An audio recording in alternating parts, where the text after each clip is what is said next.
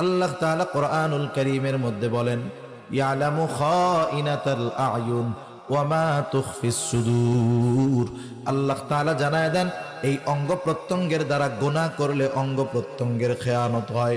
কেউ যখন হাত দিয়ে গুনাহ করে হাতের খেয়ানত হয়, পা দিয়ে গুনাহ করলে পায়ের খেয়ানত হয়, চোখ দিয়ে গুনাহ করলে চোখের খেয়ানত হয়, জবান দিয়ে গুনাহ করলে জবানের খেয়ানত হয়।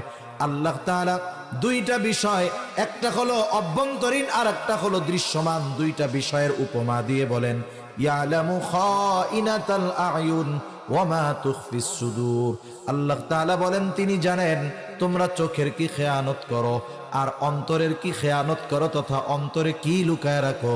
দুনিয়ার কেউ না দেখলেও না জানলেও যিনি তোমার চোখের আর অন্তরের খেয়ানতের খবর রাখেন তিনি কে?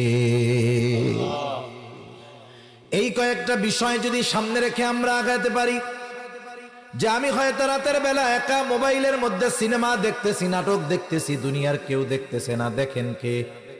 এই যে দেখার দ্বারা কিসের খেয়ানত হইল জোরে কন?